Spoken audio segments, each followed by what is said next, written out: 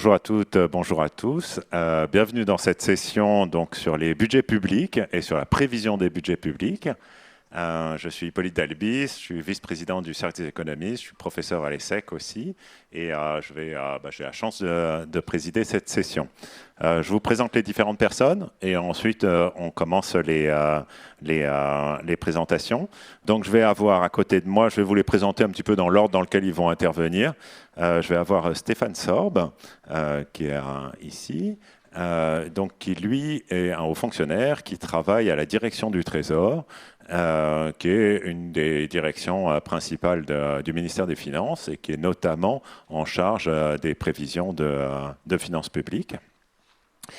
J'aurai aussi Frédéric Beck, qui est professeur d'économie à Cergy et qui a beaucoup travaillé sur les modèles de prévision et qui va nous expliquer un petit peu comment est-ce qu'on peut prévoir justement, ou si on peut prévoir le futur. Je vais avoir Laurent Bach, qui est à l'Institut des politiques publiques et à l'ESSEC également, et qui, lui, s'intéresse plus à la prévision, non pas comme un exercice global, mais typiquement la prévision des impôts. Et Catherine Mathieu, qui est économiste à l'OFCE, qui est spécialiste, qui est dans le département de prévision et de conjoncture, et qui va nous aussi nous donner une perspective un petit peu internationale de ces sujets. Alors, je vais commencer cette présentation par 4 questions, 4 questions très simples pour poser le débat, et puis après, on va rentrer avec les différents intervenants dans différentes dimensions plus précises. Alors, tout d'abord, je vais juste rappeler de quoi on va parler, voilà, au cas où vous seriez venu ici par hasard, vous ne savez pas rien du tout, donc je vais commencer par juste expliciter même les termes du titre en fait, de la session. Je vais vous dire très rapidement qu'est-ce que c'est qu'une prévision, qui s'en occupe, et notamment qui s'en occupe en France, et surtout à quoi ça sert, d'accord ? Pourquoi est-ce qu'on fait des prévisions ? Alors, tout d'abord, on va parler de finances publiques, c'est-à-dire c'est l'ensemble des recettes publiques, c'est-à-dire typiquement les impôts ou bien tout l'argent que peut prélever l'État sur l'économie, et puis toutes les dépenses, toutes les dépenses publiques auxquelles on peut penser, que ce soit des dépenses typiquement de retraite ou bien des différents budgets comme le budget de la santé ou la police, etc. D'accord ? Donc ça, c'est toutes les finances publiques. Et ce qu'il faut savoir, c'est qu'en France, on l'a décomposé à peu près en 3 comptes. Il y a le budget de l'État, d'accord, le budget de la sécurité sociale et le budget des collectivités locales. Donc tout ça, c'est plein d'argent qui rentre, en fait, et puis c'est plein d'argent qui sort. Et puis à la fin, lorsqu'on fait les plus et les moins, il y a un seul indicateur qui est le solde des finances publiques, et qui est finalement tout le temps, en tout cas en France, tout le temps depuis très longtemps, mais qui est négatif. Donc on dit le déficit directement des finances publiques. Et cet objet, c'est un objet qui économiquement est très important, d'accord ? Il a beaucoup d'importance parce que si on est en négatif, ça veut dire qu'on va émettre de la dette, donc on va s'endetter plus, d'accord ? Et donc ça va avoir un impact sur l'activité économique. Donc c'est un objet économique qui est important, mais c'est aussi un objet politique. Et typiquement, le ministre des Finances ou la ministre des Finances, si c'est une femme, potentiellement va être rendu comptable un petit peu de cette bonne gestion des comptes publics, et puis on va lui dire qu'est-ce que tu as fait à la fin, est-ce qu'on est en déficit ou est-ce qu'on n'est pas en déficit. Donc c'est un objet aussi qui est très présent dans le débat politique. Mais ce qu'il faut voir, c'est que le solde, c'est la fin des comptes, c'est une fois qu'on a fait tous les plus et tous les moins, mais nous, ce dont on va parler, c'est de toutes les lignes potentiellement, de tous les impôts qui rentrent, de toutes les recettes pour l'État, mais aussi de toutes les dépenses. Donc il y a un document qui est très intéressant, qui s'appelle le projet de loi de finances. Et alors tout ce que je vous dis, en fait, c'est ouvert au public, c'est accessible en ligne. Il suffit de taper projet de loi de finances pour 2026. Et alors là, je vous ai donné la couverture, il y a une jolie Marianne, etc. Et ça, c'est un projet qui a été déposé au Parlement et dont on discute beaucoup dans les médias en ce moment. Donc il y en a un qui est pour l'État, c'est celui que je vous ai présenté, mais il y en a un autre qui est pour la sécurité sociale, et c'est le fameux PLFSS, le projet de loi financement de la sécurité sociale, qui est discuté depuis 2 jours au Parlement, et puis qui génère tellement de tensions. D'accord ? Et alors, dans ce document, donc là, c'est le projet de loi finance pour l'année prochaine, pour 2026. On discute actuellement des recettes et puis des dépenses publiques en fait pour l'année prochaine. Et dans ce document, on va faire une prévision, c'est une anticipation de toutes ces recettes et de toutes ces dépenses. D'accord ? Et ça, c'est un document qui est transmis au Parlement et qui est discuté. Alors, typiquement, il y a plein de tableaux. C'est hyper intéressant. Lisez-le, téléchargez-le. Je vois qu'il y a des étudiants, etc. C'est vraiment bien fait. Et il y a des tas de tableaux. Il ne faut pas forcément s'affoler de la quantité de chiffres, mais ce qui est important, c'est que toute cette information est transparente. D'accord ? Elle a été produite par une administration et elle est discutée au Parlement. C'est un objet démocratique qui est très important. Et là, vous voyez la première ligne. Alors, dans le vrai, il y en a beaucoup plus de lignes, mais là, c'est presque un espèce de résumé.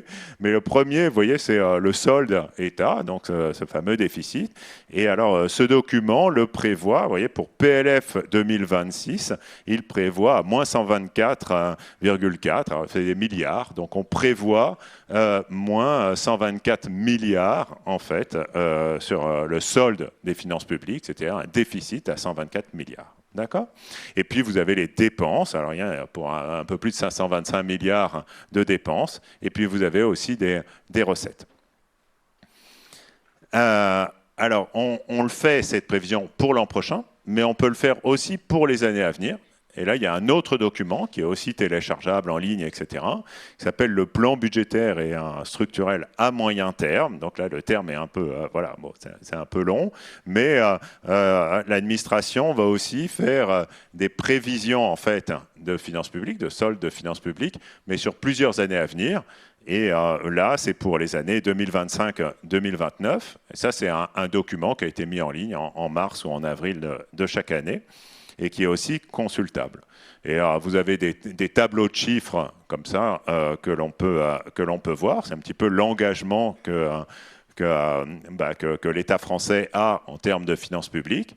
Et si je reprends la ligne solde public, vous voyez, pour 2025, on était à 5,4, moins 5,4. Alors là, c'est exprimé en points de PIB, de PIB. Donc, on est en déficit.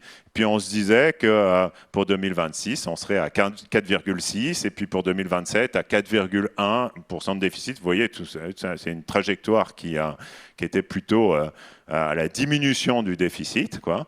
Et on devait passer en dessous des 3%, on doit passer selon ce plan, en dessous des 3% en 2029. Et le 3%, c'était le fameux critère de Maastricht. Voilà. Donc, d'accord ? Donc, c'est de ça qu'on parle. Alors, juste très rapidement, qu'est-ce que c'est qu'une prévision ? Alors, c'est le seul truc que j'ai mis en rouge parce que c'est hyper important. Le premier truc, c'est qu'on ne connaît pas le futur. D'accord ? C'est impossible, et c'est pas parce qu'on est économiste, c'est pas parce qu'on est à l'administration, c'est pas parce qu'on est intelligent qu'on a une capacité de connaître le futur. Donc, en aucun cas, il y a quelqu'un qui peut savoir ce qui va se passer dans le futur. Donc, quand on parle de prévision, c'est plutôt un pari que l'on fait, une anticipation que l'on fait, et que l'on fait étant donné l'information que l'on a, l'information qui est disponible au moment où on fait la prévision. Mais il va se passer d'autres choses, et donc potentiellement, cette prévision ne va pas être ce qui est réalisé. D'accord ? Donc, on a cette prévision, et puis on a a posteriori ce qui s'est passé, c'est-à-dire qu'il y avait le déficit qui était prévu, puis le déficit qu'on a constaté, et puis la différence entre les deux, c'est ce qu'on appelle l'écart de prévision. Et les prévisionnistes aiment bien qu'on dise l'écart de prévision, ils n'aiment pas du tout quand on dise l'erreur de prévision, parce que ça fait comme si c'était trompé. Et donc c'est pour ça que j'ai mis écart aussi en rouge. D'accord ? Et à partir de là, il y a 2 types d'exercices. Alors vous pouvez prévoir ce qui est récurrent. Donc typiquement, la TVA, donc l'impôt sur la consommation, Ben ça, on fait de la TVA depuis je ne sais pas quand. Hein, ça fait très longues années qu'on fait de la TVA et ça va dépendre en gros de votre niveau de consommation. D'accord ? C'est une taxe qui est mise sur ce que vous consommez, donc vous devez prévoir la consommation. Et donc, si vous savez à peu près comment fonctionne, quels sont les taux de TVA, si vous prévoyez bien la consommation pour l'année prochaine, vous devez prévoir vos recettes de TVA. D'accord ? Donc ça, je dirais que c'est dans l'exercice de prévision, c'est quelque chose qui est pas trop, ce qui est moins difficile. D'accord ? Ce qui va être très difficile, c'est de prévoir une nouvelle taxe, par exemple. Quelque chose qui est complètement nouveau, qu'on n'a jamais eu. Alors, je sais pas, on peut prendre par exemple la taxe Zuckman, et là, on veut évaluer son rendement, mais comme elle n'existait pas avant, on va devoir procéder différemment. D'accord ? Et donc ça, c'est une distinction qui est très importante. Et puis, il faut prévoir, on veut prévoir, par exemple, les recettes d'un impôt, ou on prévoir une dépense publique, ça c'est une chose, mais évidemment, comme je vous l'ai dit pour la TVA, elle-même, l'impôt, lui, dépend d'un sous-jacent. Il dépend, par exemple, la TVA dépend de la consommation, et donc il faut prévoir les sous-jacents. D'accord ? Donc c'est deux exercices différents, prévoir la consommation et puis prévoir l'impôt qui est sur la consommation. Et évidemment, une fois qu'on a fait notre prévision avec les sous-jacents, on va récupérer une prévision de finances publiques. Et de cette prévision de finances publiques, c'est un peu compliqué, c'est qu'elle peut potentiellement avoir un impact sur les sous-jacents. D'accord ? Vous faites votre prévision. Si vous voyez que vous avez un gros dérapage, donc un gros déficit, et ça peut avoir un effet sur vos sous-jacents. Et donc, ça boucle. Et ça fait partie du travail. On va revenir sur ces sujets-là. Alors, qui s'en occupe ? En fait, il y a beaucoup de gens, notamment en France, hein, c'est essentiellement l'administration. Ce qui est important, c'est que c'est plutôt l'administration côté ministère des Finances, hein, c'est l'administration qui est en charge de la tenue des comptes de la France ou des comptes publics, mais pas que. Il peut y avoir les administrations de la sécurité sociale aussi qui interviennent, mais ce n'est pas l'INSEE. Et ça, c'est assez important, parce que l'INSEE fait beaucoup de comptes, mais a priori, c'est un poil plus compliqué, mais la séparation, c'est qu'ils sont plutôt à nous dire ce qui s'est passé, d'accord, à nous dire ce qui est réalisé, dire ce qui est le passé, là où le reste de l'administration va dire l'avenir avec les prévisions. Alors, est-ce qu'il y a un risque d'une prévision insincère, entre guillemets, politique, voilà, qui pourrait être souhaitée par un ministre qui dirait à son administration, tu prévois que tout va aller pour le mieux, dans le meilleur des mondes en France, parce que c'est moi qui suis en charge. Alors, c'est toujours un risque, évidemment, mais c'est pour ça que le système a mis en place des contre-feux, c'est-à-dire des systèmes de contre-expertise, que ce soit dans des organisations internationales, que ce soit des économistes indépendants, ou même une institution dédiée auprès de la Cour des comptes, qui s'appelle le Haut Conseil des finances publiques, et qui est là pour évaluer la sincérité des prévisions qui est faite par l'administration.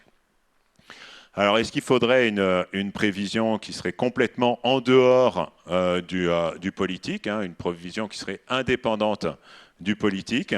Là, le sujet n'est pas, c'est pas si simple en fait de répondre. Je vais donner mon point de vue. Mon point de vue, c'est qu'il faut plutôt pas, d'accord, parce que la prévision, c'est un écosystème qui est très complexe. Ça demande une collecte de beaucoup d'informations, mais aussi c'est un outil d'aide à la décision. D'accord, il va y avoir des allers-retours entre les personnes, les administrations qui font la prévision et la décision politique de faire telle ou telle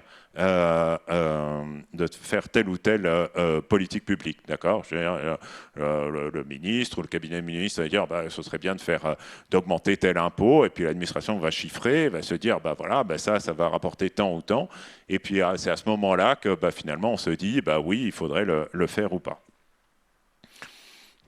Et dernière question avant de passer la parole à nos invités. Il y a une question qui est très importante, c'est à quoi ça sert ? Pourquoi est-ce qu'on fait ça ? Alors, premièrement, c'est une information du Parlement. D'accord ? Je vous ai montré, c'est des documents qui sont transmis, c'est des documents légaux, c'est une obligation légale.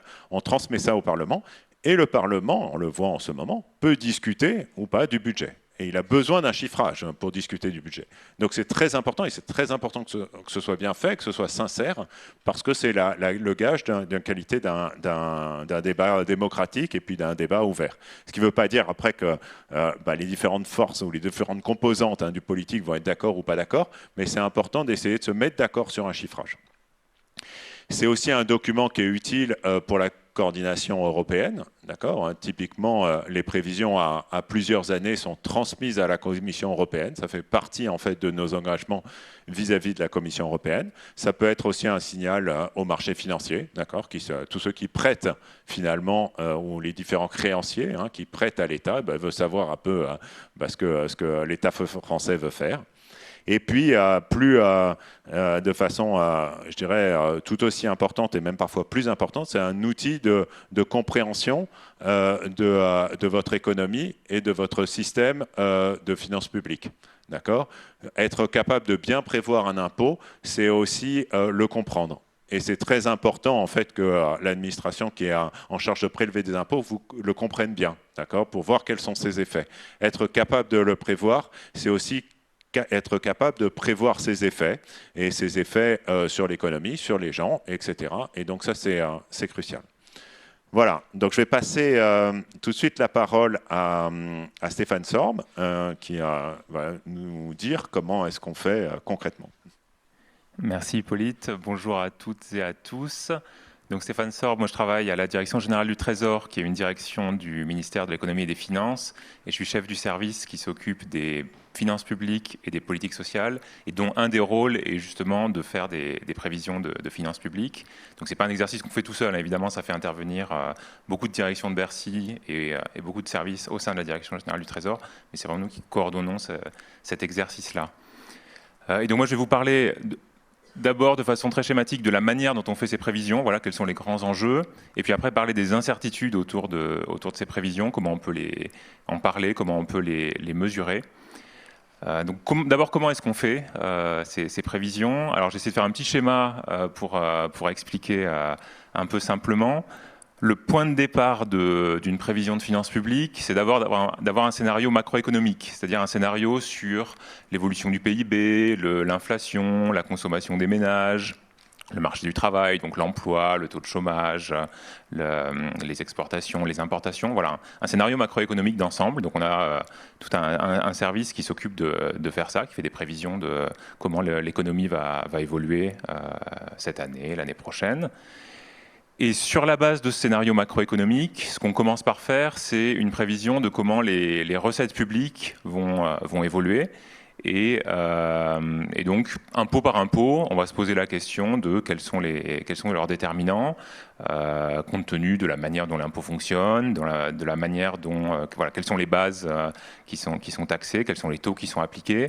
Pour vous donner un exemple, sur l'impôt sur le revenu, par exemple, pour faire une prévision de recettes d'impôt sur le revenu, donc combien l'État va percevoir, il faut savoir quels ont été vos revenus alors l'année dernière et cette année, parce qu'en fait, avec le système de prélèvement à la source, en fait, on paye une partie des impôts pendant l'année, et puis après, on paye le solde sur la base des impôts de l'année précédente.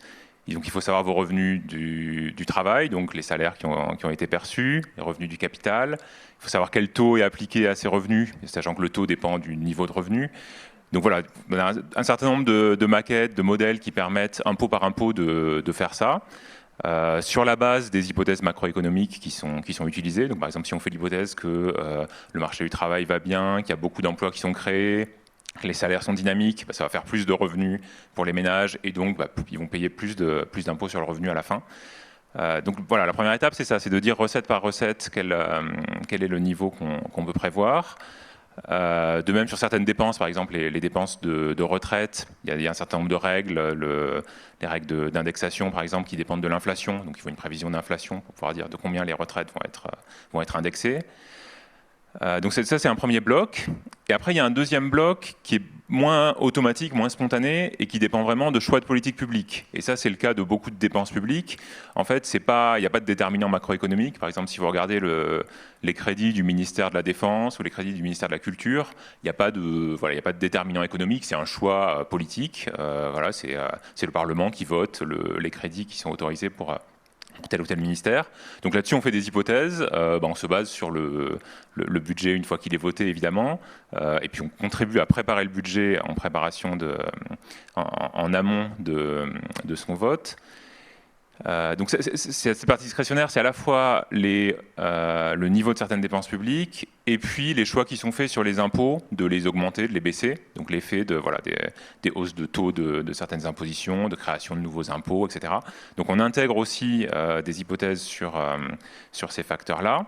Et donc tout ça nous donne un scénario de finances publiques, donc ça, avec le montant des recettes perçues par l'État, le montant des dépenses de toutes les administrations publiques, hein, de l'État, de la sécurité sociale, des collectivités locales. On a ce scénario-là. Là où c'est un peu plus compliqué, c'est qu'en fait, ce scénario, et Hippolyte en disait un mot, là où c'est un peu plus compliqué, c'est que ce scénario de finances publiques, il rétroagit lui-même sur le scénario macroéconomique, à cause de ce qui s'appelle notamment des effets keynésiens, le fait que si on a, par exemple, une forte hausse des dépenses publiques, ça va avoir tendance plutôt à stimuler l'économie, on va avoir plus de croissance, plus d'inflation. Et donc ça va changer le scénario de départ et ça va, voilà, les choses sont un peu circulaires. Dans l'autre sens, si on prend plutôt des mesures de consolidation budgétaire, si on essaie de réduire notre déficit public, ça va plutôt avoir tendance à freiner l'économie. Et donc là aussi, il faut en tenir compte. Donc en fait, il faut un peu des allers-retours entre le scénario macroéconomique et le scénario de finances publiques pour arriver à quelque chose de cohérent. Donc ça nécessite, voilà, d'un travail entre plusieurs équipes. Pour vous donner une idée, c'est un exercice assez large. Juste au sein de la direction du Trésor, il y a à peu près 70 personnes au total qui vont travailler sur à la fois le scénario macroéconomique et de finances publiques, en collaboration avec d'autres directions aussi pour avoir des informations complémentaires. Donc voilà, c'est vraiment un gros exercice.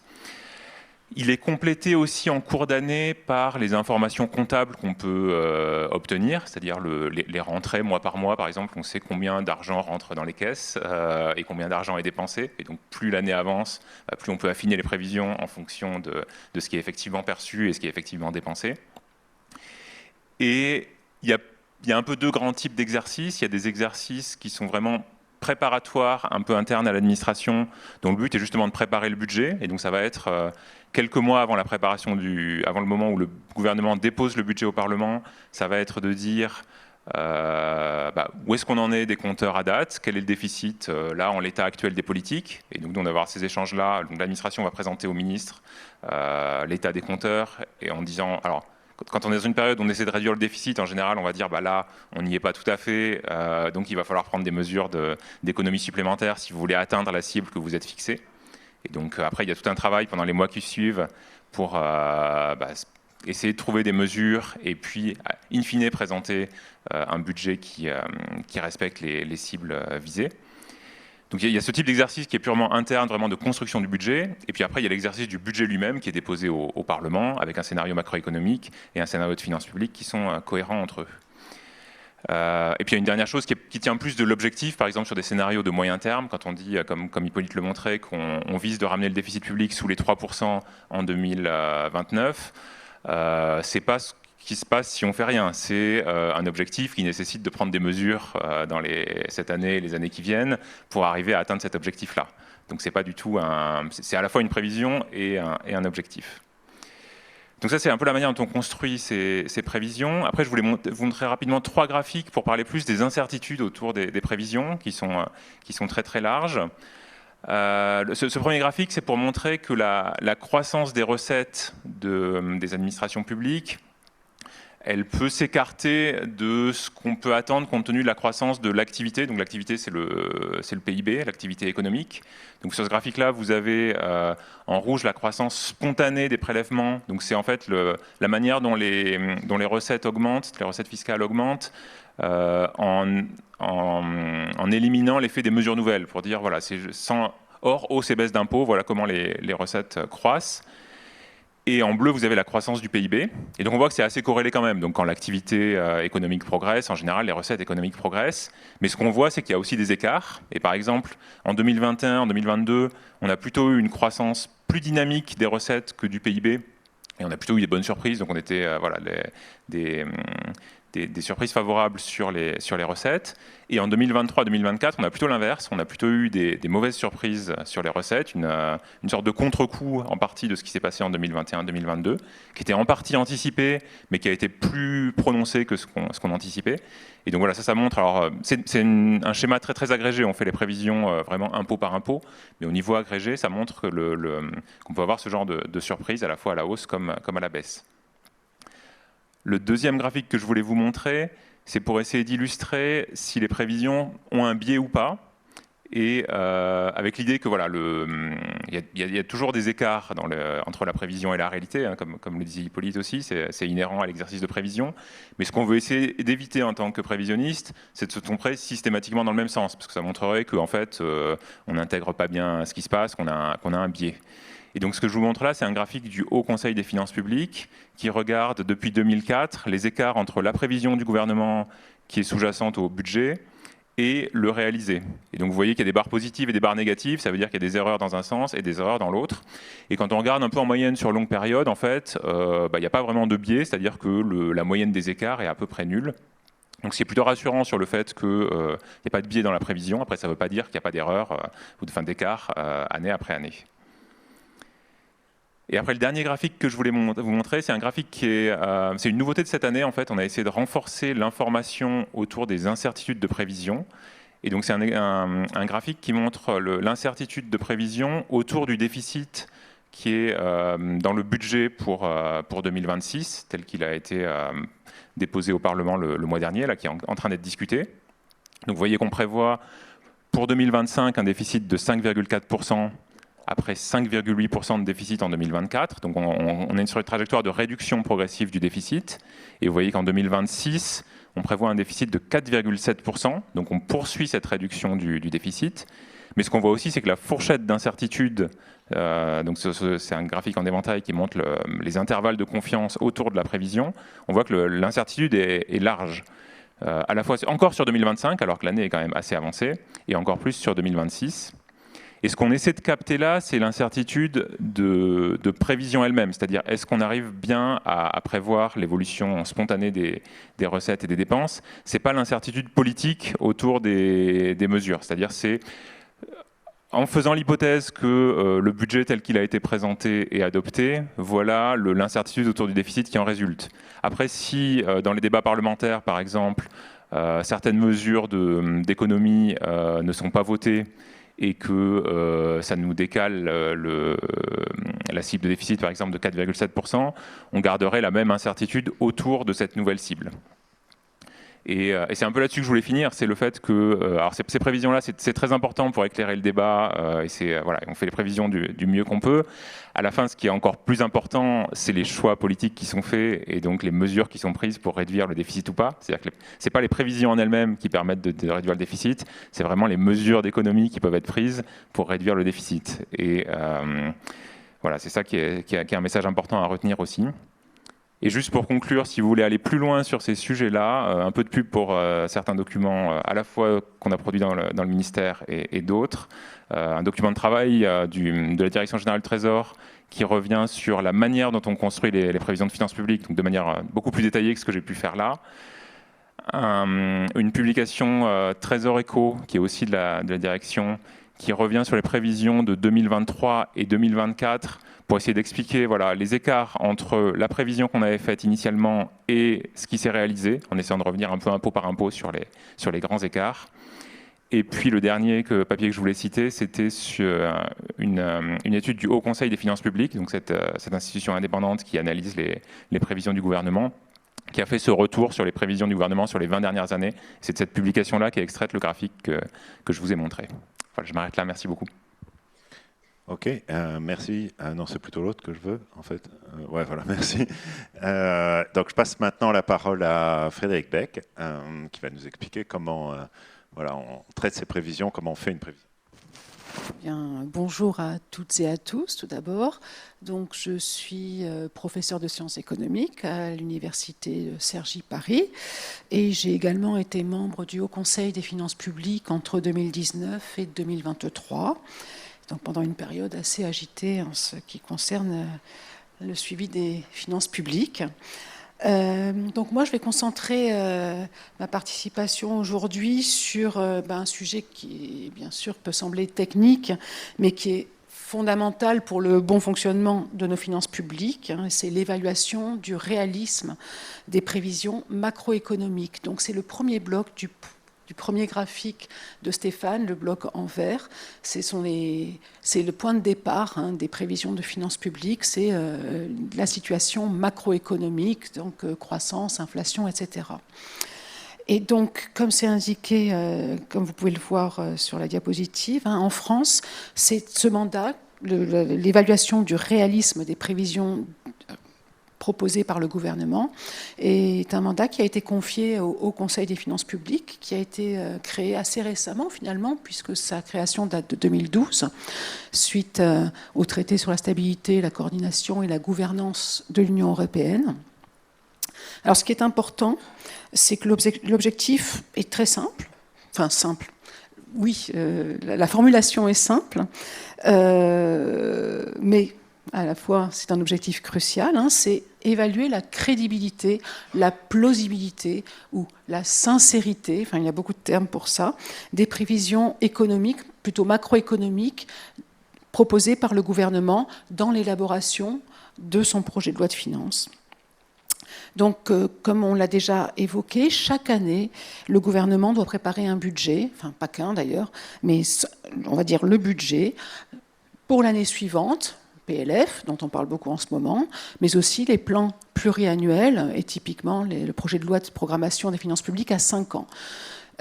J'insiste sur la différence entre projet annuel et pluriannuel, parce que comme on l'a déjà un petit peu abordé, la prévision est d'autant plus difficile à faire que l'horizon de prévision est lointain. On prévoit beaucoup mieux à 1 mois, 3 mois, 6 mois qu'à 3 ans, 5 ans ou 10 ans. On a moins... En fait, c'est plus simple pour les économistes, mais pas seulement en économie. Voilà. Donc pourquoi est-ce qu'il est important au Conseil des finances publiques d'évaluer la pertinence, pas la pertinence, la crédibilité, le réalisme des prévisions du gouvernement en termes de croissance, en termes de taux d'inflation, en termes de taux d'intérêt, en termes de recettes et de dépenses publiques, etc. Eh bien, c'est parce que des prévisions qui seraient soit trop optimistes, soit trop pessimistes, peuvent conduire à des politiques budgétaires inadaptées, voire à des dérapages financiers. Alors comment juge-t-on si une prévision est réaliste ? Et donc là, je vais rentrer un petit peu dans ce que Hippolyte a abordé tout à l'heure, c'est comment fait-on de la prévision finalement ? Mais pour rester et pour conclure sur le Haut Conseil des finances publiques, en fait, il faut quand même noter qu'il ne travaille pas seul. Il consulte des experts. Et il compare les prévisions du gouvernement, donc toujours en termes de croissance, de taux d'inflation, taux d'intérêt, etc., avec d'autres instituts reconnus comme l'OFCE, dont Catherine fait partie, notre institut Rexecode, mais aussi des grandes institutions internationales type Fonds monétaire international, OCDE ou une autre grande institution, la Banque de France. Donc, ou même certaines enquêtes sur les prévisionnistes professionnels qu'on appelle le consensus forecast. Donc on regarde où les prévisions du gouvernement se placent parmi l'ensemble des prévisions disponibles auprès de centres experts ou d'institutions expertes. Donc ça, c'est la contre-expertise du gouvernement que propose le Haut Conseil des finances publiques. Cela dit, ça fait maintenant, je dirais, une grosse dizaine d'années qu'on va même un peu plus loin que comparer simplement des chiffres. Il faut aussi prendre en compte l'incertitude, trouver un moyen de mesurer l'incertitude qui entoure ces prévisions. Et on a eu un petit aperçu de ça avec le graphique en éventail que nous a présenté Stéphane. Et donc, en fait, l'économie est là. Vous en avez eu l'expérience récente au cours des dernières années, est influencée par des événements imprévus de type crise géopolitique, pandémie, variation brutale des prix pétroliers ou de l'énergie plus généralement. Et là, vous les avez tous vécus, même les plus jeunes d'entre vous, au cours de ces dernières années. Et ça, c'est une source d'incertitude qui est très difficile à incorporer pour mesurer le réalisme d'une prévision. Donc comment procède-t-on ? Alors, pour ça, les économistes, dont je fais partie, utilisent l'histoire. l'histoire économique, donc pas trop ancienne. On essaie de rester dans un contexte institutionnel similaire à celui d'aujourd'hui. Donc, mais typiquement, aujourd'hui, regarder des données depuis 1990 ou 2000, ça fait sens. Hein. Donc, on regarde comment se sont comportées ces principales variables macroéconomiques qui gouvernent finalement l'évolution aussi des comptes publics. Des finances publiques, telles que donc le PIB, encore une fois, l'inflation, taux d'intérêt, dépenses, recettes publiques. Et en fait, on regarde comment elles ont évolué au fil des ans, même trimestre par trimestre. D'accord. On regarde, on essaie de caractériser leur dynamique propre. Elles ont chacune une dynamique qui leur est propre et elles interagissent. Ces variables macroéconomiques interagissent. Et donc, on essaie de capturer tout ça avec des techniques qui peuvent être assez variées, hein, cela dit. Donc je cite là en bas de la diapositive les institutions qui utilisent ce type de démarche et qui n'utilisent d'ailleurs pas les mêmes techniques pour repérer en fait ces dynamiques et leurs interactions. Donc l'idée, en fait, c'est de distinguer, in fine, hein, ce qui relève du prévisible et ce qui relève de l'imprévu, ce qu'on n'arrive pas à prévoir, et qu'en économie, on appelle des chocs ou des surprises. Et donc, l'idée, c'est que si on est, avec la connaissance historique que l'on a, on arrive à distinguer ces chocs de la partie qu'on sait prévoir à peu près correctement, alors on va collecter tous ces chocs et on va les injecter dans le scénario central du gouvernement, que le gouvernement va présenter à la Commission européenne. Hein. On prend les chiffres publics.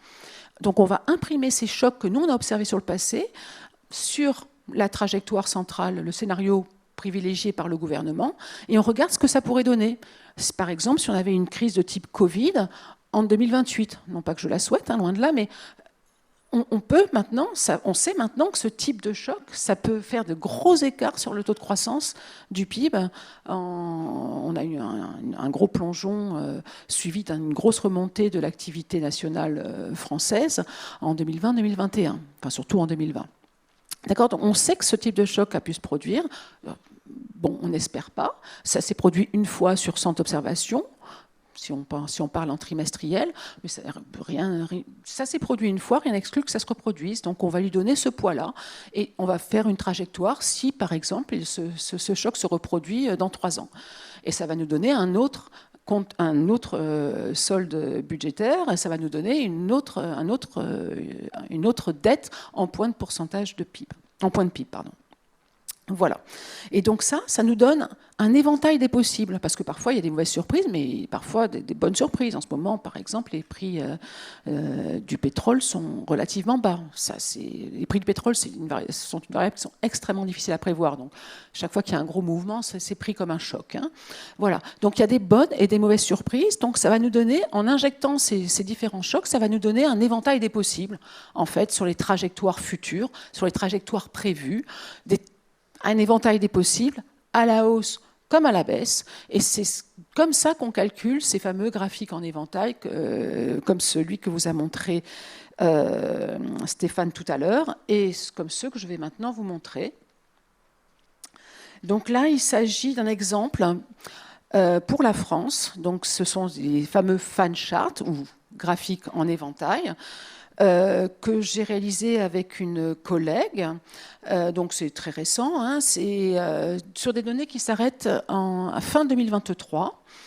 Et on a retenu, pour calculer ces fan charts, l'approche que retient la Commission européenne depuis le printemps 2024. Elle va changer au printemps 2026 de nouveau. Mais là, on a donc la méthode actuelle. Voilà. Et donc, vous avez les graphiques qui représentent en haut à gauche le taux de croissance de la production nationale nominale. En haut à droite, c'est un taux d'intérêt nominal à 3 mois. En bas à gauche, c'est le solde primaire, donc le fameux déficit public en nominal. Et en bas à droite, c'est quelque chose qui est très très monitoré, surveillé par les grandes institutions. Hein, c'est le ratio dette sur PIB. Donc au moment de la signature des accords de Maastricht, ce ratio était censé rester en deçà de 60%. Et là, vous voyez qu'en 2023, on part légèrement au-dessus de 110%. OK ? Donc tout ça ces graphiques-là, donc au milieu, vous avez le scénario central, par exemple celui que le gouvernement a délivré à la Commission européenne, et les zones en couleur représentent en fait les marges d'incertitude. Et donc plus on s'éloigne du scénario central, plus on a les scénarios où les chocs ont vraiment fait partir loin, soit à la hausse, soit à la baisse, le scénario qui était prévu. D'accord ? Donc finalement, plus vous êtes loin du milieu, moins c'est probable. Mais ce n'est pas complètement invraisemblable.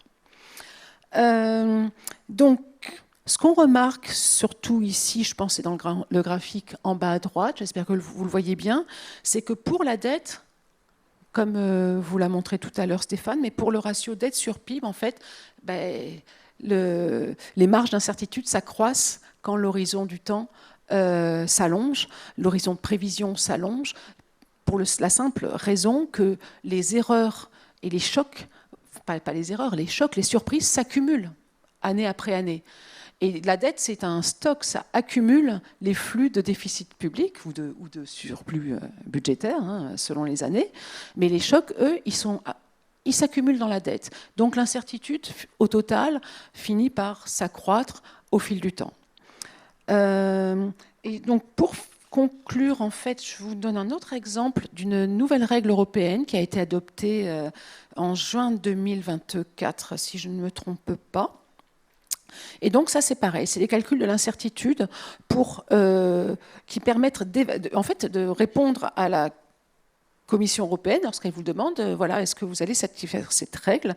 Et cette règle, en fait, c'est un nouveau critère ajouté par la Commission européenne aux 27 pays membres, hein, pour juger de la soutenabilité de la dette publique. Et donc, depuis, on va dire, septembre année 2024, un pays doit démontrer que sa trajectoire de dette par rapport au PIB sera décroissante avec une probabilité d'au moins 70%, 5 ans après la fin de son plan d'ajustement. Et là, j'ai mis comme exemple la France, le Pays-Bas, l'Espagne et l'Italie. Il y a des périodes, des délais d'ajustement différents. Vous voyez que la France a retenu, enfin vous ne le voyez peut-être pas directement, mais tous les graphiques partent à l'année 2023, hein, sur l'axe des X. Et la fin du plan d'ajustement pour la France est donc évaluée à 2031, alors que c'est 2028 pour les 3 autres pays qui ont retenu des plans d'ajustement à 4 ans. Donc la France a souhaité faire un effort un peu plus doux, enfin, en tout cas c'est ce qui était prévu à l'automne 2023, un ajustement plus doux mais sur une période plus longue pour inverser la tendance de la dette, hein, et la faire revenir sur une pente décroissante. Voilà, et donc ce qu'on voit, c'est que ce type d'exercice, donc là pareil, ce sont des données faites avec ma collègue Kéa Barret, aussi également économiste. Ce que l'on voit, c'est que ça produit des résultats très différents. C'est typiquement la France a de très très fortes chances de rentrer dans ce critère, hein. La probabilité qu'elle soit sur une pente décroissante est très élevée puisque elle est en 2000, donc 5 ans après la fin de son plan d'ajustement, c'est-à-dire 2036, on voit que même choqué, hein, les trajectoires se situent en dessous du dernier niveau du plan d'ajustement, qui est représenté par la ligne jaune. Elle ne se voit pas très bien sur ces graphiques, je suis désolée. Et paradoxalement, on voit qu'aux Pays-Bas, qui est un pays quand même plutôt vertueux en termes de finances publiques, va avoir du mal à respecter ce critère-là que retient parmi beaucoup d'autres critères la Commission européenne, alors principalement en raison du vieillissement de sa population. D'accord, ben je conclus. Donc je conclus tout de suite en disant que bon, on voit que finalement l'évaluation du réalisme des prévisions économiques, c'est loin d'être un exercice théorique, hein, c'est essentiel pour garantir la crédibilité des politiques publiques, la confiance des citoyens et des marchés, et la soutenabilité bien sûr de notre dette, et que cette approche probabiliste que j'ai essayé d'introduire, hein, j'espère de façon pas trop compliquée, permet de mieux intégrer l'incertitude et de prendre des décisions plus éclairées. Je vous remercie. Merci beaucoup. Donc maintenant, je passe la parole à Laurent Bach, qui, lui, a une approche plus composant par composant, en fait. Merci Hippolyte. Donc vous demandez peut-être pourquoi un professeur de finance comme moi participe à cette table ronde. Donc je suis professeur de finance à l'ESSEC, donc une autre école de commerce. La raison, c'est qu'en fait je m'intéresse par mon métier beaucoup aux résultats des entreprises. Et en fait, les entreprises, c'est un peu la plaque tournante de nombreuses recettes pour l'État français et puis les États en général. Et donc j'ai beaucoup travaillé dans mes recherches sur la fiscalité des entreprises, ce qui m'a amené à évaluer de nombreuses réformes fiscales, notamment dans le sein d'un institut qui est en charge d'évaluer de nombreuses réformes de nature fiscale. Donc ça m'amène tout de suite à parler directement des prévisions de prélèvements obligatoires, parce que c'est l'élément en fait qui contribue le plus à la difficulté de prévoir le déficit public. C'est ce que vous voyez en rouge ici. Je montre en fait la différence entre ce qui était prévu en termes de recettes à la fin de l'année précédente et ce qui est réalisé à la fin de l'année en cours pour l'année en cours. Et donc vous voyez évidemment que en 2008 on s'est beaucoup trompé. C'était principalement en fait de la crise. En 2020 pareil, mais il y a aussi des années où on prévoit mal en fait le niveau de prélèvement obligatoire, même alors qu'on prévoit plutôt bien, la prévision macroéconomique s'est plutôt bien débrouillée, où on peut dire qu'il n'y a pas eu trop de chocs négatifs sur l'économie. Donc c'est ce que vous voyez en bleu. On voit qu'en 2024, ça a déjà été mentionné par Stéphane, il y a eu en fait une macroéconomie plutôt bien prévue, mais des recettes largement surestimées. Donc là, ce qu'on voit tout de suite, c'est qu'il y a une dynamique propre de la prévision des prélèvements obligatoires. C'est aussi ce qu'a mentionné Stéphane, qui mérite que concrètement la moitié des prévisionnistes du Trésor travaillent sur ce sujet. Et donc la question qu'il faut décomposer en fait cette question en plusieurs éléments. La première raison pour laquelle vous pouvez avoir du mal à prévoir les prélèvements obligatoires alors que vous prévoyez bien la macroéconomie, c'est que finalement la croissance spontanée des recettes d'impôts spécifiques est mal prédite par l'évolution d'agrégats macroéconomiques. Donc je prends le cas de la TVA qui avait déjà été mentionné par Hippolyte. Donc on dit en général que la TVA c'est un impôt très simple à prédire parce qu'il suffirait de prédire la consommation qui serait sa principale assiette.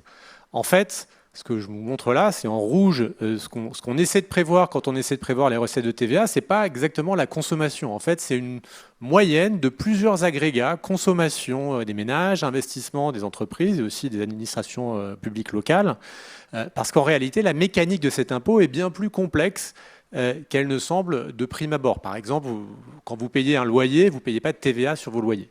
Et ça fait pourtant partie de la consommation. Et vous voyez que, en fait, il y a un travail qui est fait notamment au Trésor pour essayer de modéliser le plus précisément possible qu'est-ce que l'assiette de la TVA. C'est ce qu'on appelle les emplois taxables, les emplois de produits taxables.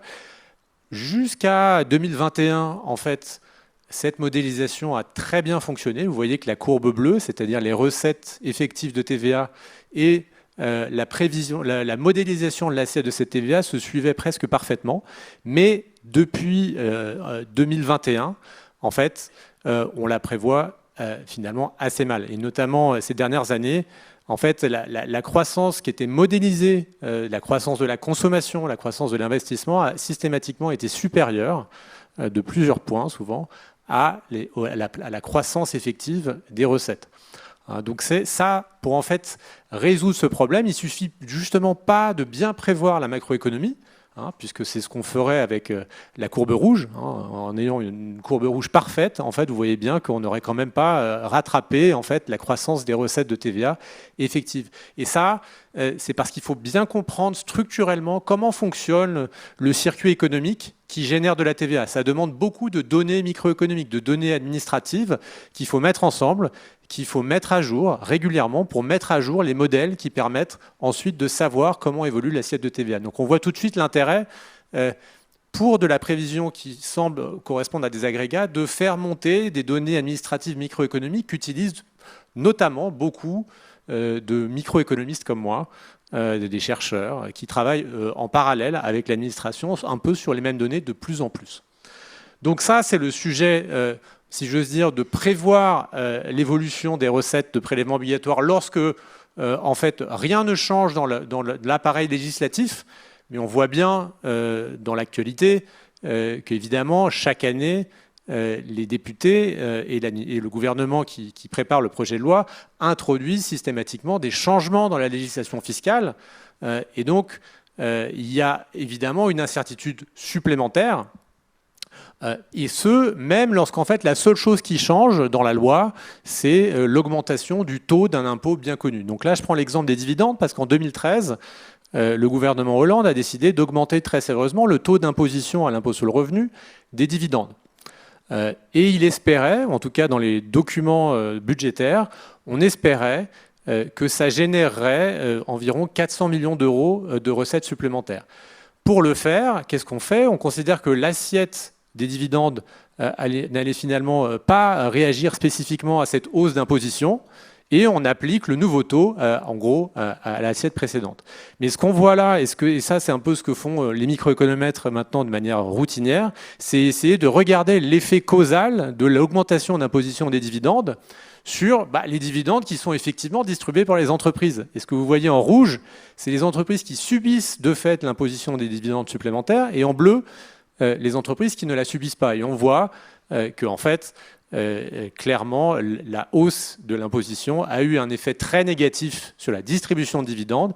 Et c'est quoi le résultat? Ça veut dire que l'assiette décroît, et donc ça veut dire que tous les impôts qui sont assis sur les dividendes voient leurs recettes décroître de par cet effet de réponse comportementale.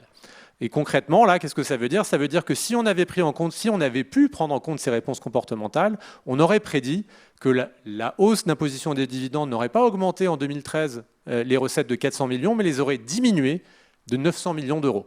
Donc ça fait une très grosse différence. Mais le problème, c'est que ça requiert, pour prévoir correctement ce type de réponse comportementale, de faire appel à des méthodes d'évaluation qui, encore aujourd'hui, vous mettent à la frontière de la recherche académique et qui sont évidemment à la fois très incertaines et parfois assez loin de l'horizon temporel des gens qui préparent les documents budgétaires. Donc il y a effectivement ici matière à évidemment communication entre les académiques d'une part et l'administration. Enfin, le dernier sujet, et qui est encore plus proche de l'actualité, c'est le cas où en fait la mesure nouvelle votée par le législateur n'est pas de simplement augmenter le taux d'imposition d'un impôt existant, comme le cas des dividendes, mais d'inventer totalement une nouvelle assiette, un nouvel impôt pour l'année prochaine. Et j'imagine que vous avez suivi les débats budgétaires de la dernière semaine. Vous avez vu que en la matière, l'inventivité est importante, surtout en ce moment, et ça pose beaucoup de problèmes pour ceux qui essaient de prévoir. Pourquoi ? Parce qu'en fait, un nouvel impôt, par définition, c'est très difficile de connaître son assiette, parce qu'en fait, jamais personne n'a cherché à payer cet impôt auparavant, donc on n'a pas d'informations. Et c'est d'autant plus dur qu'en général, on vote un nouvel impôt lorsqu'il y a eu un changement brutal dans l'économie. Ça a été le cas à la suite de la crise ukrainienne. On a eu une hausse des prix énergétiques formidable qui a généré une demande sociale pour la mise en place de nouveaux impôts. Ça a été le cas notamment de la taxe sur les super profits pétroliers qui, à la fin de 2022, était censée taxer les profits exceptionnels faits par les raffineurs présents sur le territoire français au titre des énormes profits qu'elles auraient faits en 2022 grâce à la hausse des prix à la pompe. Et donc, qu'est-ce qui se passe lorsque vous devez prévoir un impôt de cette nature ? Du côté de l'administration, ce qu'on a fait, c'était une question de prudence, c'était d'essayer de se reposer principalement sur les déclarations publiques des plus grands raffineurs français qui disaient qu'a priori, elles auraient à payer quelques centaines de millions d'euros au titre de ces impôts, sans même, d'une certaine manière, avoir à vérifier la hausse des profits réels de ces entreprises, mais en se fiant à ces déclarations publiques qui avaient été notamment faites au Parlement. Nous, ce qu'on a fait avec mes collègues de l'Institut des politiques publiques, c'est qu'on a essayé de partir justement de ce qui avait généré la demande sociale pour cet impôt, c'est-à-dire la hausse perceptible dans les comptes nationaux trimestriels des profits de la branche raffinage. Il semblait qu'il y avait des profits, des surprofits de l'ordre de plus de 10 milliards. Et donc des recettes à attendre de cette taxe sur les superprofits, de l'ordre aussi de quelques milliards. On avait même montré, parce qu'on avait accès aux déclarations fiscales au titre de l'impôt sur les sociétés des raffineurs, Pour l'année 2021, on avait même montré que l'instrument qui avait été mis en place par les députés aurait rapporté pour 2021, avant la crise ukrainienne, déjà 200 millions d'euros. Donc on se dit, bon, a priori, l'administration est prudente et on va essayer d'être plus proche de la réalité. Et la vérité, c'est que quand les déclarations sont tombées au cours de l'année 2023, et qu'on a eu finalement les résultats concrets de recettes de cette taxe sur les superprofits pétroliers, eh bien le résultat, c'est qu'en fait, ça n'a rapporté que 67 millions d'euros. Hein, donc un montant vraiment beaucoup plus bas que à la fois ce que nous, à l'Institut des politiques publiques, on avait prédit, mais même de ce qu'avait pu prévoir l'administration à l'époque. Et en fait, il y a deux raisons pour lesquelles c'est arrivé. D'une part, en fait, l'assiette des profits des raffineurs, qui certes a été très élevée au niveau global de ces raffineurs, s'est révélée être finalement très très basse en France. Les raffineurs français n'ont posté qu'une part minime de leurs profits en France en 2022. Et la deuxième chose, c'est qu'en fait, lorsqu'on fait un nouvel impôt, il faut le mettre en musique. Le mettre en musique, ça veut dire les décrets, les circulaires, faire en sorte que cet impôt ne soit pas attaquable juridiquement par les contribuables qui, en la matière, ont les moyens d'attaquer ce genre de nouveaux impôts. Et la vérité, c'est qu'à la suite de ces préventions, le périmètre de cette taxe sur les superprofits pétroliers a été bien plus bas que ce qui avait été anticipé à la fois par l'Institut, mais aussi par l'administration. Donc ça permet de voir que ces prévisions, en particulier de nouveaux impôts, on ne peut pas se limiter à la discussion au moment de l'automne. En fait, il faut suivre ces prévisions. Il faut être évidemment modeste sur la fiabilité des prévisions qui sont faites au moment où malheureusement on est en train de les discuter. Toutes les discussions des nouveaux impôts que vous entendez, vous pouvez être certain que les résultats réels vont être très différents, parfois beaucoup plus bas, parfois peut-être plus élevés, mais dans l'expérience ça a été beaucoup plus bas.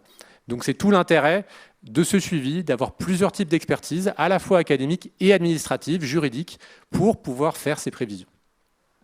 Merci beaucoup. Je passe donc la parole à Catherine Mathieu. Donc peut-être sur une expérience internationale, l'Angleterre en particulier.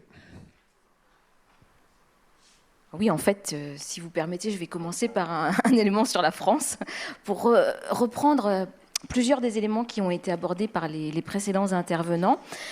Donc, comme on l'a vu, on a souvent des prévisions budgétaires et macroéconomiques qui se trompent, parfois plus que d'autres, parfois moins que d'autres, et parfois les erreurs qu'on fait sur les prévisions macroéconomiques et budgétaires se compensent, et au bout du compte, on a une prévision de déficit public qui est proche du déficit observé. J'aimerais mettre l'accent sur l'importance de ces prévisions. On a ces prévisions macroéconomiques qui servent de cadre à la politique aux prévisions budgétaires. Et par exemple, pour reprendre les tableaux qui ont déjà été présentés, aujourd'hui, dans le projet de loi de finances, le gouvernement prévoit une croissance en 2026 de 1%. C'est un peu plus élevé que ce qu'on prévoit, nous, à l'OFCE, où on prévoit actuellement 0,7%. Et on a une forte réduction du déficit public qui est annoncée, comme ça a déjà été mentionné.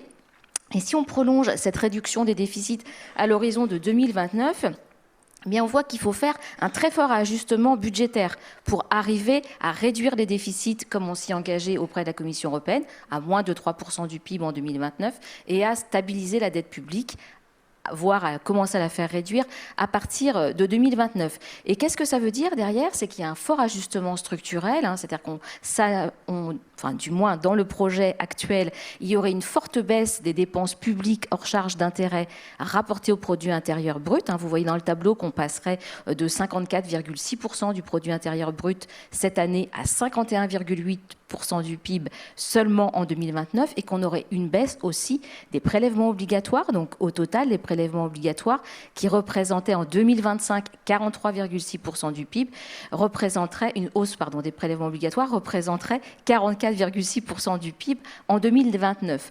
Donc un fort ajustement budgétaire, et vous avez mentionné, Stéphane, dans votre premier graphique, les effets multiplicateurs qui sont pris en compte dans les projets budgétaires. Et de mon point de vue, en tant qu'économiste, je dirais que là, ça me pose question quand je vois l'ampleur des ajustements budgétaires qui sont envisagés à l'horizon de 2029, alors qu'on aurait toujours une croissance en France qui serait, vous le voyez dans le bas du tableau, prévue de l'ordre de 1% à 1,3% du PIB à l'horizon 2029. Donc pour moi, quand je vois ces chiffres, déjà je me dis, on nous annonce de fortes baisses des dépenses publiques, des hausses d'impôts, et rien ne se passe sur l'activité. Ça me pose une grande question en termes de l'effet, ce qu'on appelle en tant qu'économiste, les effets multiplicateurs que vous avez mentionnés plus tôt dans votre exposé, des politiques budgétaires. On a l'impression que rien ne se passe et qu'on s'engage donc à ajuster beaucoup nos déficits et notre dette publique sans qu'il y ait aucun impact macroéconomique. Et on voit bien qu'aujourd'hui, dans tout le débat budgétaire qui a lieu au niveau du Parlement, les débats sont nombreux. Entre d'un côté, on va dire du côté de la droite de l'hémicycle, les députés qui sont en faveur de maintenir des baisses, d'éviter des baisses d'impôts, d'éviter certaines baisses de dépenses, mais pas les baisses de dépenses sociales. Et du côté de la gauche de l'hémicycle, davantage de pousser pour avoir des hausses d'impôts, et en particulier d'impôts sur les plus riches, les contribuables les plus riches et les entreprises. Donc derrière, en fait, ces tableaux de chiffres dont on parle depuis le début de la présentation, il y a vraiment des enjeux politiques importants qui sont là, et qu'au bout du compte, ces chiffres-là ne montrent pas vraiment. Aujourd'hui, en fait, quand on dit qu'on envisage de réduire le déficit public de 0,7% du PIB, ça veut dire 21 milliards d'euros. Mais si on prend en compte aussi le fait que l'État s'engage à augmenter ses dépenses militaires, à l'horizon des prochaines années, qu'on a des charges d'intérêt qui augmentent, qu'on va avoir probablement une baisse de rendement ou une baisse de la surtaxe exceptionnelle sur les grandes entreprises. En fait, il s'agit plutôt de trouver 40 milliards l'an prochain. Donc, on parle vraiment de chiffres très importants et on ne sait pas aujourd'hui comment les trouver et on ne sait pas quel sera l'impact sur la croissance. Et donc ça, je pense que c'est une question très importante. Comme on l'a rappelé plus tôt dans les exposés, en fait, on a vu qu'au cours du temps, il n'y a pas eu de biais des prévisions en termes de déficit public, mais il y a eu un biais optimiste sur la croissance quand même au cours des années avant la crise 2019.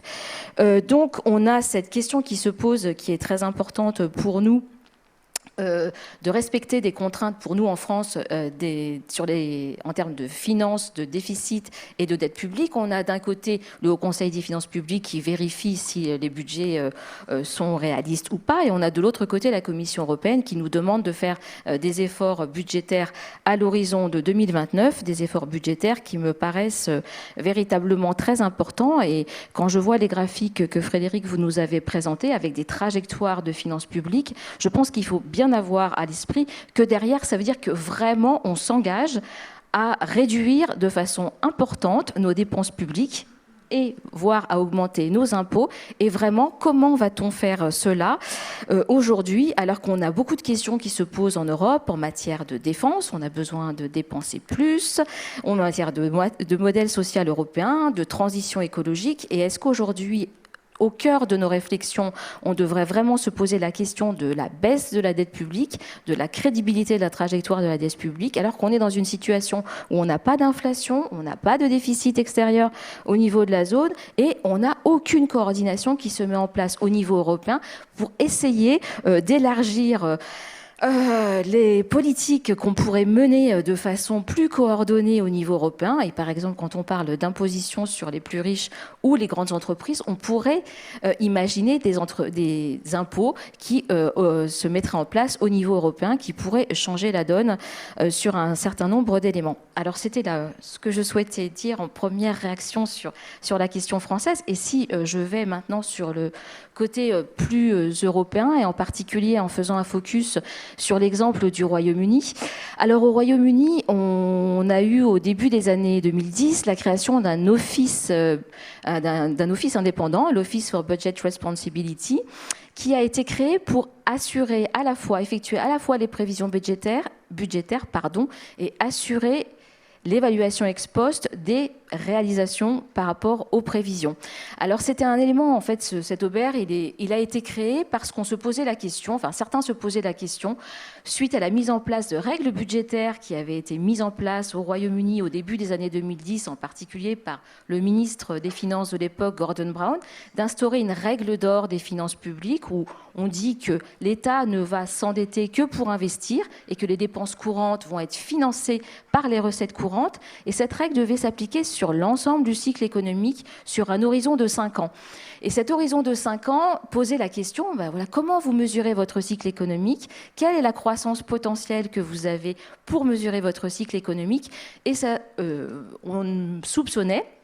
certains soupçonnaient le gouvernement britannique de modifier la croissance potentielle au cours du temps pour pouvoir respecter sa règle de politique budgétaire. Et donc l'OBR a été créé pour sortir les prévisions qui étaient faites précédemment par le ministère, par le Trésor britannique, et de créer cet institut indépendant. Et vous pouvez voir, là j'ai présenté le calendrier de préparation du budget qui est en cours au Royaume-Uni. Le budget va être présenté le 26 novembre prochain, et il y a des rounds, des moments de discussion entre l'OBR qui prépare d'abord les scénarios macroéconomiques avant intégration des budgets, des mesures budgétaires que souhaite prendre le gouvernement britannique. Et progressivement, ces mesures sont intégrées jusqu'au 26 novembre où la ministre des Finances, la chancelière de l'Échiquier, va présenter à la fois les prévisions macroéconomiques à l'horizon de 5 ans et les prévisions budgétaires. Donc c'est un fonctionnement assez différent de celui qu'on a en France. L'OBR, dans son évaluation des prévision de l'écart ou des erreurs de prévision et réalisation, effectue régulièrement des évaluations. Et là, vous pouvez voir sur ce graphique, en vert, les prévisions qui étaient faites en 2019, donc avant la pandémie de Covid-19, en noir, la situation où on était au printemps dernier, et entre la prévision réalisée en mars 2022, en bleu, et en orange, la prévision réalisée par l'OBR en mars 2023. Et vous voyez, avec cet exemple, que en 2019, la trajectoire de croissance qu'on prévoyait, le premier graphique en haut à gauche, c'est la trajectoire de croissance du PIB, est bien supérieure à ce qui s'est passé depuis. On a eu, ça a déjà été mentionné, et vous le savez très bien, effectivement, la pandémie de Covid-19 qui a provoqué une forte chute de l'activité, puis l'invasion russe en Ukraine qui a conduit à une forte hausse des prix de l'énergie. Et donc, on a eu 2 chocs en peu de temps, très négatif sur la croissance de nos économies, en France comme au Royaume-Uni, comme dans la plupart des économies industrialisées d'ailleurs. Sur le deuxième graphique, vous voyez en bas à gauche de cette diapositive le PIB nominal, et vous voyez que le choc a été important aussi sur le PIB nominal, mais comme on a eu une accélération de l'inflation, on a aujourd'hui un PIB nominal qui est plus élevé que ce qu'on prévoyait en 2019. À droite, en haut, la variation du solde public, avec une forte hausse du solde public rapporté au produit intérieur brut depuis 2019. Et en bas, à droite, le ratio de dette publique rapporté au produit intérieur brut, qui est aussi beaucoup plus élevé que ce qu'on prévoyait il y a 5 ans. Donc tout ça, ces 2 chocs qu'on a eus de façon très, très rapprochée, nous incitent à être très prudents sur ce qu'on peut effectivement prévoir en tant qu'économiste. On ne peut pas prévoir certains chocs tels que les pandémies, tels que les invasions de pays, mais au bout du compte, ça a un impact important sur nos prévisions de dette et de déficit public. Et aujourd'hui, au Royaume-Uni, on a des débats qui sont très proches en termes budgétaires de ce qu'on a en débat en France. Il n'y a pas les contraintes des règles budgétaires européennes, mais les Britanniques se sont fixés des règles budgétaires avec une règle dite de stabilité, où les dépenses courantes doivent être financées par les recettes courantes. Donc en fait, seul l'investissement peut être financé par l'endettement public. Ça, c'est la première règle dite de stabilité. Et la deuxième règle, la règle d'investissement, qui est que la dette du secteur public, nette des actifs financiers, doit baisser rapporté au PIB. Tout ça à l'horizon de 3 ans. Donc on se fixe un objectif de moyen terme pour respecter ces règles-là. Et la règle d'or, c'est vraiment une bonne règle de gestion des finances publiques où on permet à l'État de s'endetter pour investir pour les générations futures. Ce qui se passe aujourd'hui au Royaume-Uni, c'est qu'on a très probablement, ces deux règles ne vont pas être respectées parce qu'elles étaient déjà envisagées, vous voyez, au printemps 2025, ce qu'envisageait à ce moment-là l'OBR, c'était que les deux règles seraient tout juste respectées à l'horizon 2027-2028. Mais comme vous pouvez le voir sur le dernier graphique en bas à droite sur cette diapositive, on a eu en fait un solde public qui s'est davantage dégradé au cours des derniers mois que ce qui était prévu. Donc ce sont les bâtonnets en bleu sur le graphique.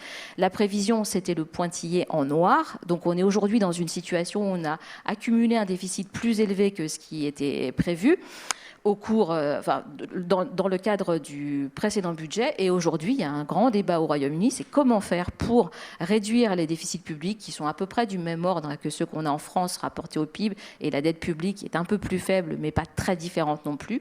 Et donc, est-ce qu'on va mettre en place des mesures de hausse de recettes ou de baisse de dépenses?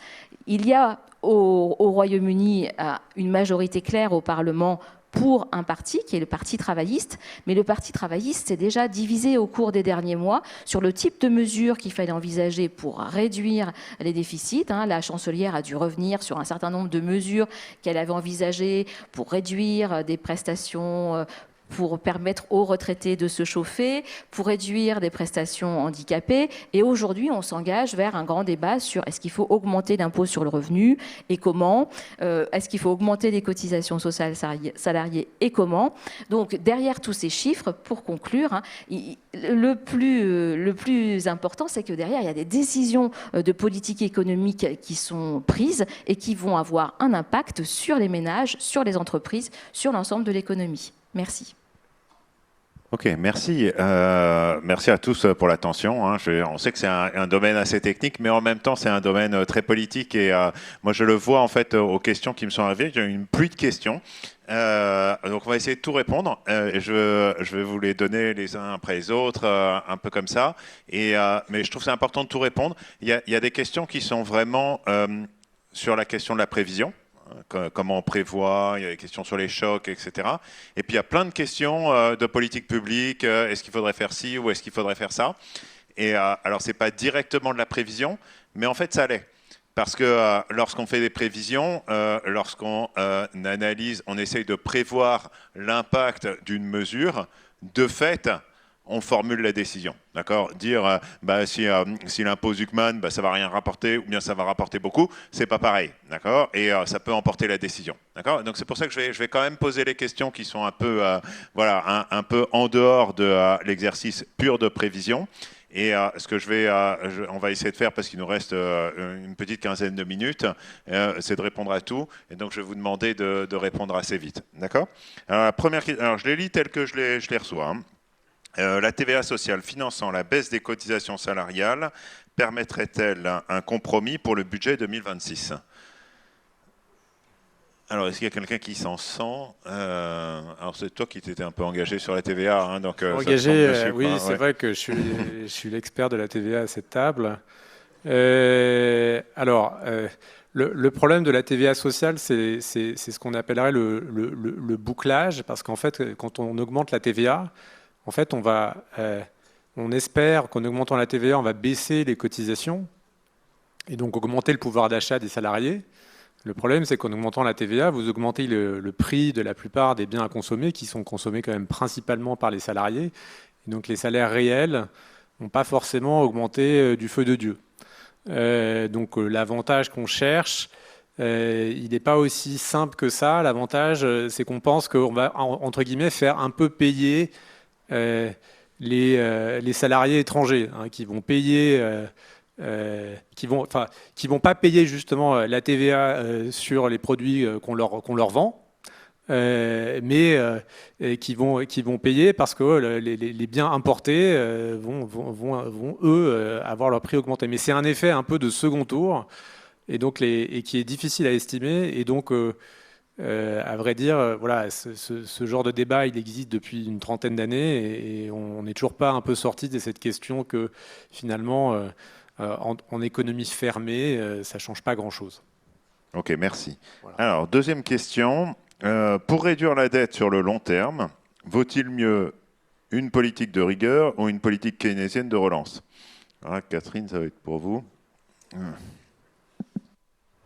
vous qui avez fait un petit peu le long terme. Oui, oui. Ouais. Bah, de mon point de vue, il vaut mieux une politique de relance. Hein. On voit bien quand on... Enfin bon, le problème qu'on va avoir...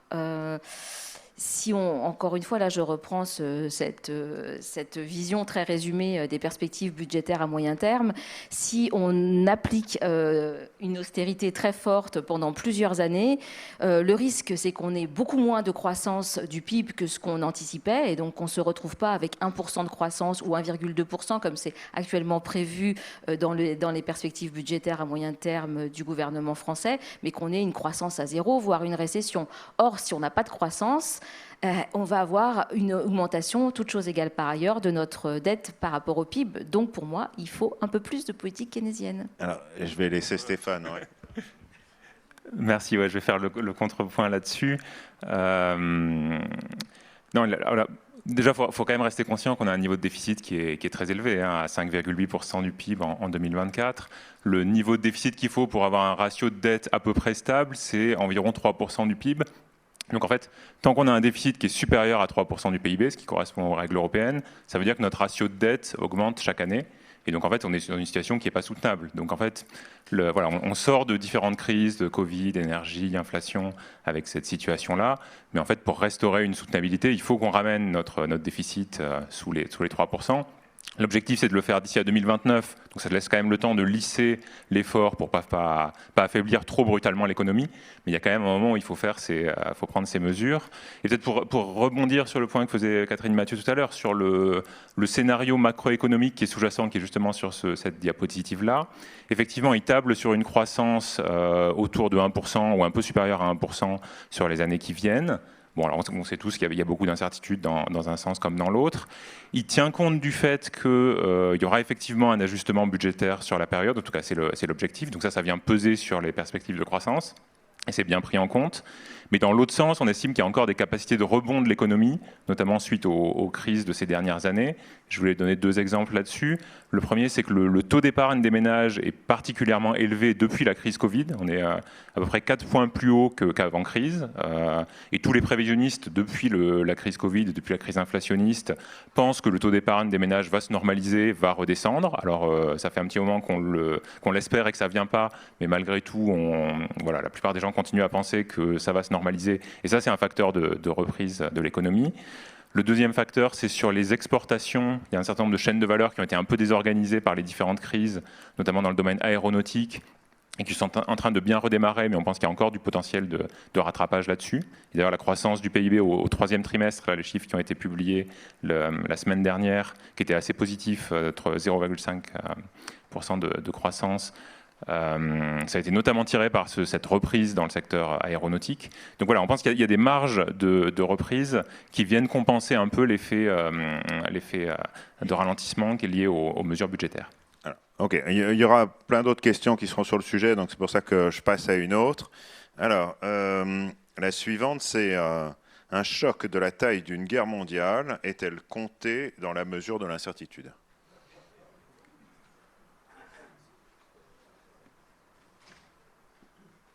Non. Non. On ne remonte pas... en fait, en tout cas pour l'économie française, la comptabilité nationale et les comptes trimestriels ont véritablement été développés après la Seconde Guerre mondiale. C'est difficile d'avoir des jeux de données suffisamment complets, même avant les années 1970. Donc des chocs de l'ampleur de guerre mondiale... on ne les a pas, et je ne pourrais même pas vous donner un ordre de grandeur, l'ordre de grandeur de ces chocs par rapport au choc de la crise Covid et du confinement, par exemple. Donc, clairement, je ne pense pas qu'on puisse essayer de reproduire ce genre de choc. Donc, je passe tout de suite, parce qu'il y a plein de questions sur les chocs. Hein. Manifestement, ça, les histoires des chocs, là, ça a beaucoup plu. Alors, que permet le fait d'anticiper les chocs ? Faut-il prévoir un budget en fonction de supposés chocs au risque de mal le calculer ? Alors justement, ces chocs, ils ont cette particularité qu'ils ne sont pas prévisibles. On les observe seulement une fois qu'ils se sont produits. Et c'est comme ça d'ailleurs qu'on les identifie sur le passé. On a la partie qu'on sait à peu près prévoir, et après on observe chaque trimestre des chocs. Alors il y a ceux qui sont évidents, que nous avons tous cités à un moment ou à un autre, donc typiquement crise géopolitique ou crise Covid.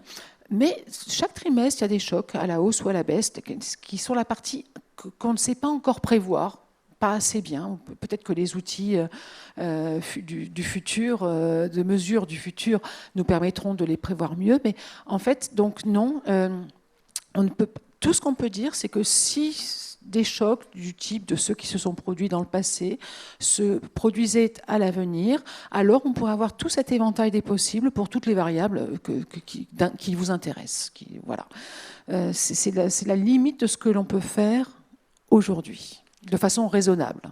Alors, et là j'ai une question qui vient de l'étranger même. Pourquoi des fan charts avec une incertitude gaussienne autour des prévisions et pas des scénarios évolution modérée, scénario pessimiste, scénario positif, en mettant en lumière les facteurs qui peuvent mener au scénario négatif plutôt qu'au modéré ou au positif? Alors, c'est parce que je me suis concentrée sur la mesure de l'incertitude. Les scénarios, ou ce qu'on appelle parfois dans les institutions internationales les stress scénarios, les scénarios stress, sont faits par la composante déterministe de l'analyse de la soutenabilité de la dette. Donc même le gouvernement se prête au jeu.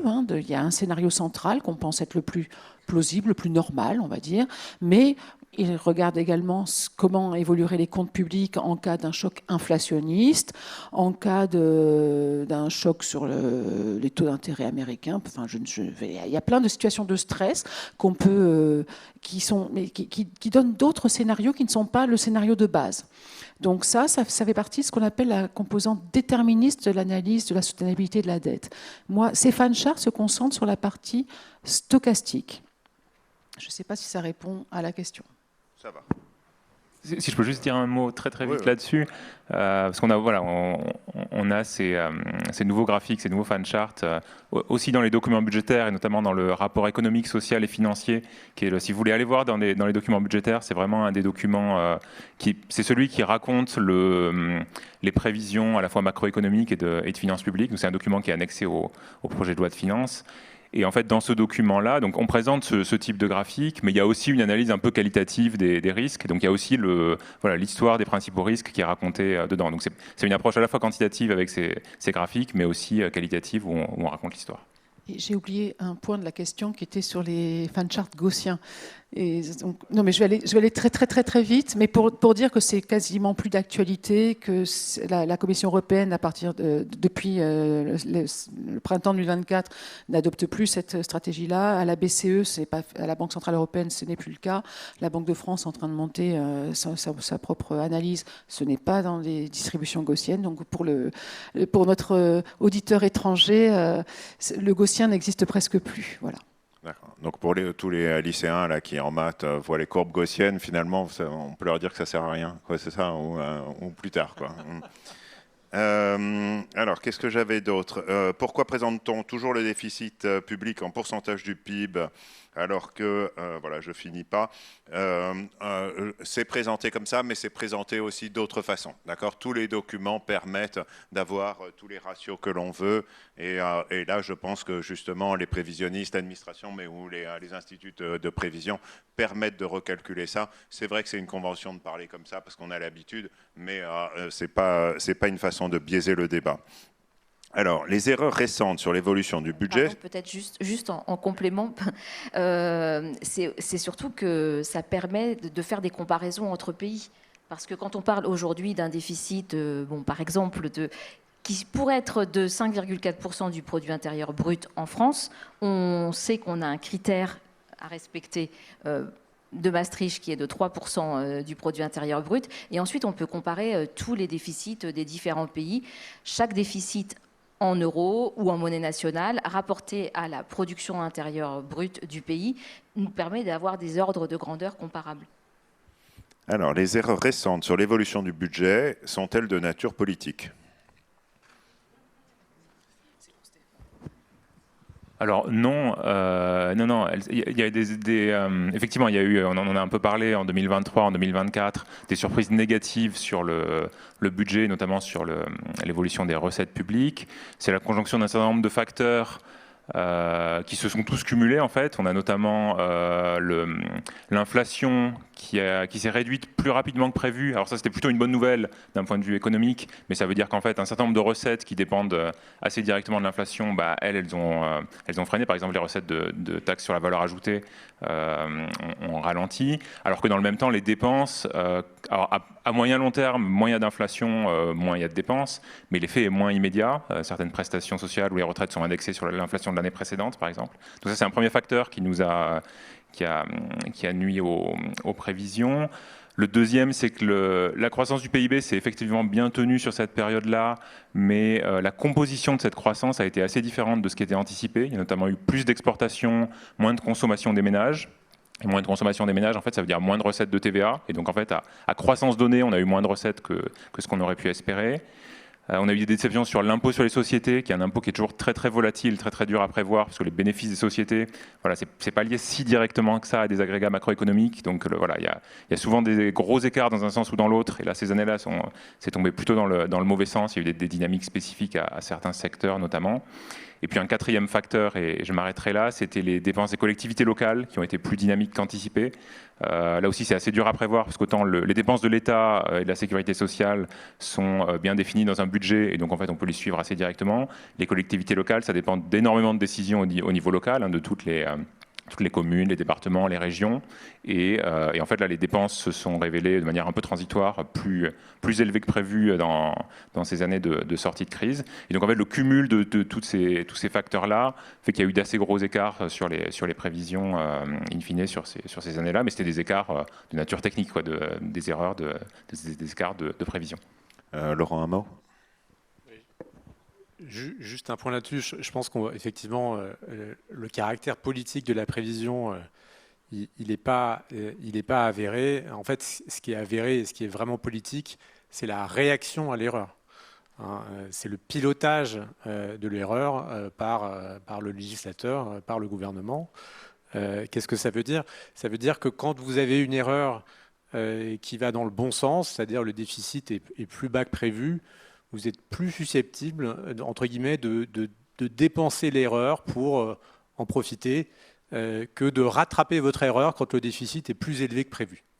Ça, c'est la nature politique de nos démocraties qui fait que, en fait, même si l'erreur n'est pas biaisée, elle a des effets économiques forts à cause de la réaction politique qui, elle, est biaisée. En fait, elle réagit beaucoup plus fortement à certains types d'erreurs qu'à d'autres. Et c'est pour ça, en partie, que la prévision est si importante. Plus on fait des erreurs, plus on donne la main aux politiques pour mal réagir et augmenter la dette. Ok. Et alors après, j'ai une série de questions qui sont un petit peu sur des politiques publiques. Par exemple, comment a-t-on pu imaginer que la politique de l'offre allait engendrer le ruissellement ? Est-il possible d'évaluer le rapport de la taxe Zuckman ? Peut-on évaluer l'efficacité de l'aide aux entreprises ? La baisse de la TVA proposée par le RN est-elle réaliste ? Pour réduire la dette sur le long terme, faut-il mieux une politique de rigueur, une politique keynésienne de l'offre ?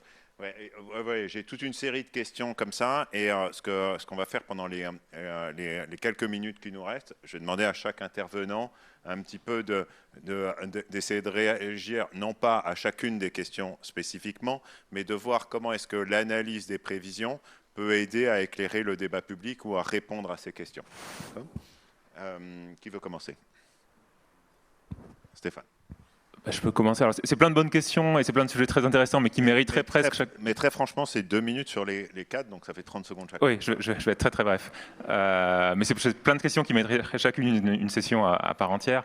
Non, ce que je voulais dire, c'est que en fait, sur chacune de ces questions, il faudrait se poser la question de quel est l'effet. Il faut analyser l'effet de ces mesures-là, à la fois sur les finances publiques, sur l'économie de manière plus générale, sur la croissance, les effets redistributifs, est-ce que c'est les ménages plus aisés, moins aisés qui en bénéficient, dans le contexte économique français aujourd'hui. Donc en fait, à chaque fois, il faut une étude un peu détaillée de tout ça. Et après, il y a peu de mesures qui cochent toutes les cases, c'est-à-dire qui sont bonnes pour l'activité, qui sont bonnes pour la transition écologique, pour les finances publiques, pour la redistribution. Et donc après, il y a quand même un arbitrage à faire entre différents objectifs. Et c'est un peu ça le jeu démocratique. pragmatique, quoi. C'est essayer de... c'est à ça que sert la représentation nationale aussi, c'est faire ces arbitrages entre différents objectifs de politique publique et choisir les mesures, le cocktail de mesures qui va à la fin avoir trouver le meilleur équilibre entre ces différents objectifs de politique publique. Alors Catherine, aussi un mot un petit peu sur, voilà, sur l'objet de la prévision et puis comment est-ce qu'on éclaire le débat public. Alors, sur l'objet de la prévision, nous, en tant que macroéconomistes, on fait des prévisions en essayant d'utiliser au mieux toutes les informations qu'on a, à la fois sur notre environnement international, sur l'ensemble des variables macroéconomiques et sur les mesures de politique économique qui peuvent être mises en place par le gouvernement. Alors, sur la question, par exemple, du ruissellement qui a été, dont vous avez parlé, là, il y a vraiment derrière cette question des grands débats parmi les économistes entre ceux qui sont partisans de l'offre et qui vont vous dire, oui, il faut baisser les impôts sur les entreprises, il faut baisser les impôts sur les contribuables les plus riches, et c'est comme ça que vous allez relancer l'activité dans le pays, vous allez relancer la production, vous allez relancer les recettes fiscales, vous allez réduire les déficits. Et pour les économistes, pour d'autres économistes, ça n'est pas du tout ce qu'il faut faire. Il faut, au contraire, prendre des mesures qui vont avoir un impact plus important sur l'activité. On a parlé, par exemple, de la transition écologique, toutes les mesures qu'on doit prendre pour éviter, lutter contre le changement climatique, prendre un certain nombre de mesures pour préserver nos modèles sociaux. Et donc, il y a vraiment derrière, en fait, toutes ces mesures, vraiment des fonctionnements du cadre de politique économique qui sont très différents les unes des autres. Super. Mais là, je m'adresse à vous deux. Finalement, est-ce qu'on ne peut pas, à l'aide de ces modèles de prévision, etc., trancher, quoi? Je pense que c'est un petit peu ça, voilà, qui est évoqué quand on nous pose des questions, etc. On dit, voilà, il y a des économistes, il y a des prévisionnistes. Est-ce qu'on ne pourrait pas trancher une bonne fois pour toutes et puis nous dire ce qui marche, quoi, plutôt que dire il y en a qui pensent ça et d'autres qui pensent ça? Alors, en fait, si, maintenant, on peut trancher de plus en plus parce qu'on a de plus en plus d'études, d'évaluation de toutes les mesures dont on parle aujourd'hui. Les mesures fiscales, les dépenses. On en sait beaucoup plus sur les effets que ça a, sur qui, sur quelle période, sur quel type d'indicateur. On est beaucoup plus capable de dire, voilà, c'est quoi une bonne mesure, c'est quoi une mauvaise mesure. Et c'est vrai que si on pouvait plus se saisir de cette évaluation pour guider la décision, il ne s'agit pas juste de parler d'atteindre une certaine cible de déficit, mais de dire de l'atteindre avec quel type de mesure, quel type de dépenses, quel type d'impôt. Et ça, on en sait beaucoup plus aujourd'hui sur le ruissellement. Par exemple, j'ai moi-même produit des tas d'études sur les effets des réformes fiscales d'ISF sur l'investissement.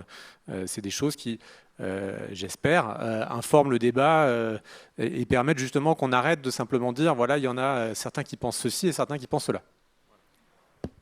Eh bien, moi, je dirais que la prévision ne peut pas tout dire et que pour répondre toujours à cette question, est-ce qu'il faut une politique de l'offre ou une politique de la demande, je voudrais juste un petit rappel historique que certains d'entre vous ici auront peut-être encore en tête. C'est les magnifiques politiques de relance keynésiennes qui ont été faites à l'issue des deux chocs pétroliers des années 70 et qui se sont avérées assez infructueuses, puisqu'on a de toute façon touché la stagflation, c'est-à-dire des taux d'inflation plus élevés et un chômage qui ne décroissait pas pour autant. Et là, je pense que ce n'était pas un problème de prévision, c'est un problème de diagnostic conjoncturel. Est-ce qu'aujourd'hui, le problème, c'est l'offre qui n'est pas suffisamment profitable, ou est-ce que c'est la demande qui est trop atone? Et en fonction de ce diagnostic-là, on peut décider si c'est plutôt une politique d'offre ou plutôt une politique de demande, ou quelle combinaison des deux sera la plus appropriée pour aller mieux. Ok, donc il me reste juste à remercier en fait les membres du panel. Vous remercier